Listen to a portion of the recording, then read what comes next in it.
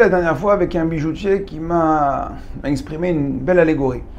Il m'a dit, tu sais, moi dans la bijouterie, en vitrine extérieure, on met les bijoux, en général le faux, le plaqué or, les zirconium, l'argent. Ce qui n'est pas très important, on le met en vitrine extérieure. Après, il y a la vitrine à l'intérieur du magasin, donc on met des bagues, des colliers, des bracelets en or, avec des petites pierres. C'est déjà plus important que ce qu'il y a à l'extérieur. Par contre, les beaux diamants, les vrais diamants, les bijoux, les choses importantes, ils sont là-bas enfermés dans le coffre. Et on ne les montre pas à tout le monde, on ne les dévoile pas à tout le monde, parce que c'est quelque chose de valeur. Et il m'a dit, quand je rangeais mes bijoux comme ça, je me suis dit, en fin de compte, la tsniout, ça marche pareil. Quelque chose d'important, une pierre précieuse, un diamant, on ne le montre pas à tout le monde, on ne l'expose pas à tout le monde. Par contre, ce qui est zol, ce qui est pas cher, ce qui a pas d'importance, eh ben, on le laisse dehors. Il m'a dit, regarde, c'est comme les choses les moins importantes, eh ben, elles n'ont pas de vêtements. Par exemple, les chiens, les chats, les rats, les animaux.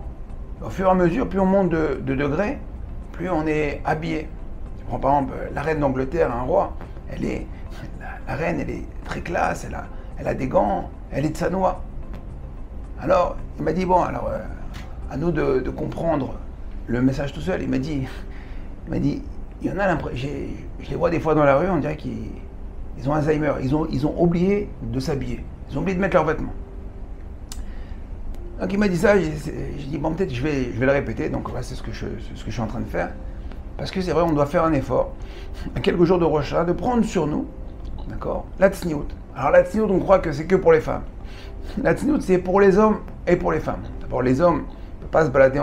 D'abord, le fait de rentrer dans un Beth Knesset, on ne peut pas rentrer en débardeur, manche courte, en short, claquette. Il y a d'abord un respect par rapport à l'endroit dans lequel on rentre. La maison d'Akadosh Baruch Hu. Est-ce que vous pensez qu'on peut rentrer comme ça dans le palais du roi? Je me rappelle qu'un ami, il est parti à Dubaï. Il m'a dit là-bas, dans les lieux de culte, dans les mosquées, il m'a dit, tu rentres pas en short. Il y a des magasins à côté où tu dois acheter, alors c'est pas cher, mais tu dois acheter une djellaba pour toi, pour elle. On ne peut pas rentrer comme ça. Ils ne te laissent pas rentrer. Alors nous, on est plus cool, on laisse rentrer les gens comme ça, malheureusement, au côté, dans les Beth Knesset, mais il faut faire attention d'abord. Les hommes, la tsniout. Et évidemment, pour les femmes.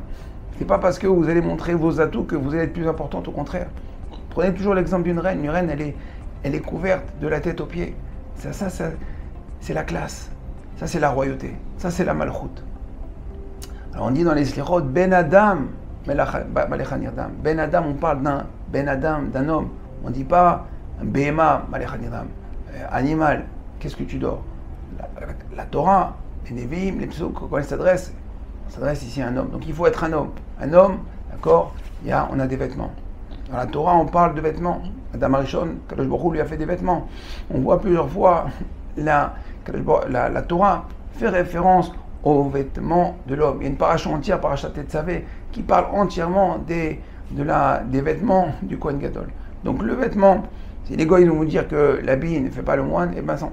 Chez nous, il faut savoir que c'est faux. Le vêtement, d'accord, reflète la personnalité de la personne. Que ce soit dans le monde de la Torah ou même dans le monde goy. Par exemple, dans un joueur de foot, il ne peut pas rentrer avec un mode basket. Si votre chirurgien il arrive avec une blouse bleue pleine de cambouis, vous allez dire je vais pas me faire opérer par ce bonhomme-là. Il y a le tablier du